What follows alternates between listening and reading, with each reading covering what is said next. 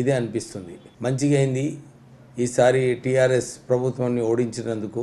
అప్పుడు కిషన్ రెడ్డి గారికి కేసీఆరే అన్నాడు, మంత్రి కేంద్ర మంత్రులందరినీ కూడా దద్దమ్మలు అంటే ఇష్టం వచ్చినట్టు అప్పుడు కేంద్ర మంత్రుల పైన, ఇప్పుడు కాంగ్రెస్ నాయకుల పైన, ముఖ్యమంత్రి పైన ఇలాంటి వ్యాఖ్యలు చేస్తుంటే నిజంగానే టీఆర్ఎస్లో ఎంత ఫ్రస్ట్రేషన్ ఉందో కనబడుతుంది. అధికారంలో ఉన్నప్పుడు అహంకారంతో ప్రవర్తిస్తూ అప్పుడు కూడా ఇవే వ్యాఖ్యలు చేస్తుంటారు. ఇదే అనిపిస్తుంది. మంచిగా అయింది ఈసారి టీఆర్ఎస్ ప్రభుత్వాన్ని ఓడించినందుకు.